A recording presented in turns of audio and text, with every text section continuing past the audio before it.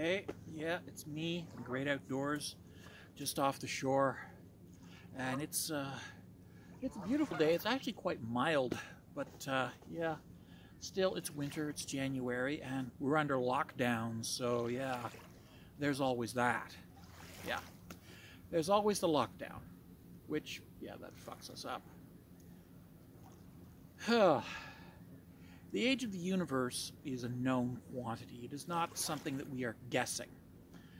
It is something that was verified by Father Georges Lemaître and subsequently by Albert Einstein. Now you notice I just referred to him as Father Georges Lemaître because he was a priest. He was a Christian priest.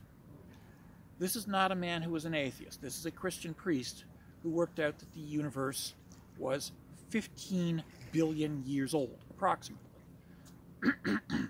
And this is back in the 1920s, so about 100 years ago. And since then, we've improved our understanding. We've worked it down from 15 billion to 14.5 billion. 14.5 billion, so he was a half a billion years out, which on the great scheme of things is 10%, if that.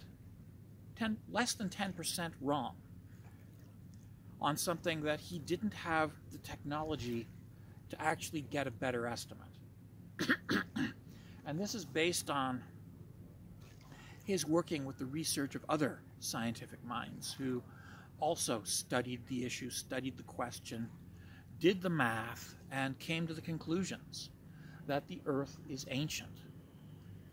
And this is at a time when the steady state model was the accepted model. So an infinitely old universe. And in fact, Lemaître's model, which we now call the Big Bang, was initially dismissed because he was a priest.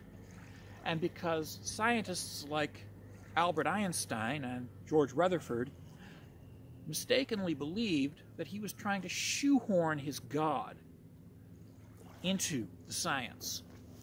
Of course, this was not the truth at all. This was a mischaracterization by these people who otherwise were brilliant men, but they mischaracterized Lemaître based on their own prejudices as men who rejected religion for reasons of their own. But Lemaître put them on the right track. And the fact is that since then, scientists have only verified Lemaître's initial calculations. What does creationism have to offer to counter it? Well, they have mythology.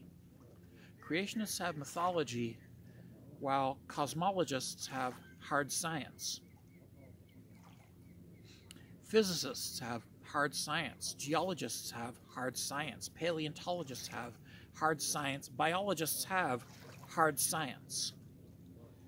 And creationists have mythology. Creationists have mythology. And that's all they have.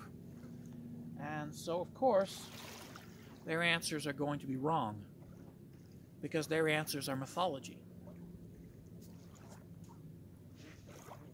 Science doesn't look for answers that make you feel good. Science looks for answers that are factual, whether or not they make you feel good.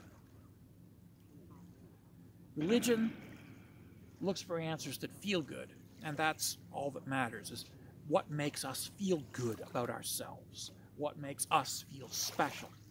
And that's all that religion needs. It doesn't need facts. Mythology is about stories that bind us together as a culture. And religion is very good at creating mythology and promoting mythology. It's useful. But science has to be free from mythology. And mythology must never be allowed to supersede science. And this is where the creationists make their mistake, because they try to forcibly impose their mythology onto the science. And that is the wrong thing to do. That is the wrong thing to do. Science stands or falls on its own.